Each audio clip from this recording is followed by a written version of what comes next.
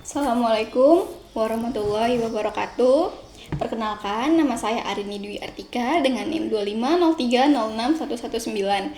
Saya merupakan mahasiswi program studi peternakan Fakultas Pertanian Universitas Sumatera Utara. Pada video kali ini saya akan menjelaskan Practus digestivus pada ternak unggas, khususnya pada ayam ataupun Gallus domesticus. Nah, di sini telah tersedia preparat berupa organ pencernaan dari Gallus domesticus, di mana saya akan menjelaskan bagaimana proses perjalanan pakan yang akan dimulai dari cavum oris sampai kepada kloaka. Yang pertama itu cavum oris.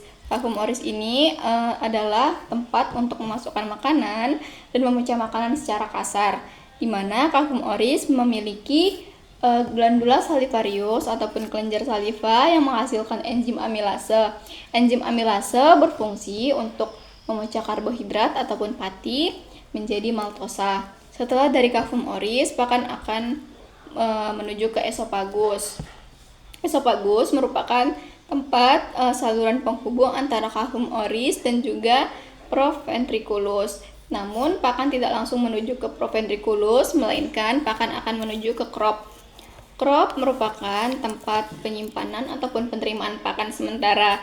Pakan di dalam crop ini akan dibanjiri oleh enzim-enzim seperti enzim amilase untuk terjadinya proses pelunakan pakan. Nah, setelah dari crop, pakan akan menuju ke proventriculus.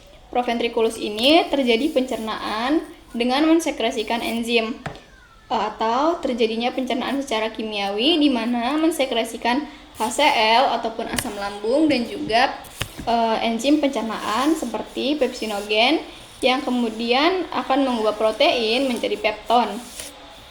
Setelah dari proventriculus, pakan akan menuju ke ventriculus ataupun gizzard. Di gizzard ini tempat terjadinya pelumatan. Nah, bedanya tadi di crop ini kan terjadinya pelunakan, sementara di gizzard tempat terjadinya pelumatan. Penghalusan pakan di dalam gizzard ini dibantu oleh yang namanya grit. Jadi di grit itu berupa batu-batuan kecil ataupun kristal-kristal kecil yang akan menghaluskan pakan menjadi partikel yang lebih kecil lagi. Nah, unggas ataupun ayam sering memakan ataupun mematuk pasir-pasir atau batu-batuan kecil yang kemudian akan berfungsi untuk membantu menggiling makanan dan menghaluskan makanan menjadi partikel yang lebih kecil lagi. Di sini disebut pencernaan terjadi secara mekanik.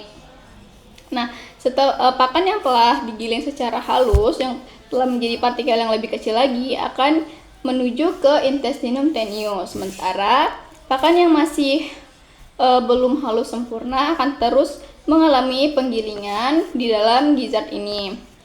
Kemudian pakan akan menuju ke intestinum tenuis. Ini merupakan intestinum tenuis ataupun usus halus, di mana terbagi menjadi 3 bagian. Yang pertama duodenum, kemudian jejunum. Jejunum ini batasnya jejunum, jika diraba dia terdapat benjolan kecil yang merupakan perbatasan jejunum. Kemudian setelah jejunum ini ada ileum. Nah, yang pertama itu adalah duodenum. Ini duodenum. Duodenum ini terdapat 3 organ aksesori tambahan yang membantu proses pencernaan di duodenum ini. Yang pertama itu ada hati, ada empedu, dan juga ada pankreas. Pankreas akan menghasilkan enzim berupa amilase, lipase, dan juga protease. Amilase akan mengubah pati menjadi maltosa. Kemudian lipase akan mengubah lemak menjadi asam lemak, dan kemudian protease akan mengubah protein menjadi asam amino. Nah, hati tadi akan menghasilkan cairan empedu, yang kemudian cairan empedu itu akan disimpan di dalam kantung empedu. Nah, kemudian akan membantu untuk mengemulsi lemak di dalam duodenum. Nah, setelah dari duodenum kita menuju ke jejunum. Jejunum ini merupakan tempat penyerapan sebagian besar nutrisi. Jadi, sebagian besar nutrisi itu akan diserap di intestinum tenuis bagian jejunum. Setelah melakukan penyerapan nutrisi, kemudian pakan akan menuju lagi ke ileum. Di ileum ini tempat terjadinya Proses penyerapan ulang ataupun nutrisi yang tidak diserap di jejunum tadi akan diserap di dalam ileum. Nah, setelah selesai dari intestinum tenue, pakan akan menuju ke intestinum crassum ataupun usus besar. Dimulai dari yang pertama itu ada seka ataupun usus buntu. Pakan akan melewati area ini untuk mengalami fermentasi yang dilakukan oleh bakteri. Setelah dari seka menuju kolon, di mana di kolon ini tempat terjadinya penyerapan air, penyerapan vitamin, dan juga penyerapan mineral.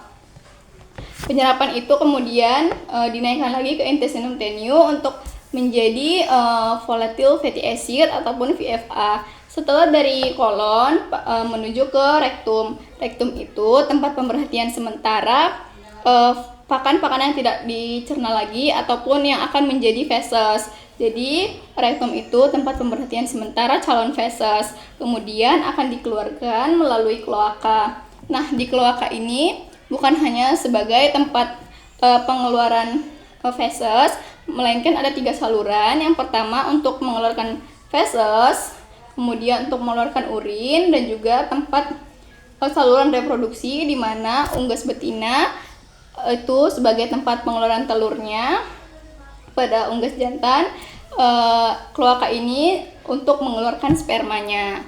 Jadi begitulah bagaimana proses perjalanan pakan yang dimulai dari cavum oris sampai dengan kloaka. Mungkin sekian yang dapat saya sampaikan dan yang dapat saya jelaskan. Kurang dan lebihnya saya mohon maaf. Semoga apa yang saya sampaikan dapat bermanfaat bagi teman-teman semuanya. Sekian dari saya. Wassalamualaikum warahmatullahi wabarakatuh. Terima kasih.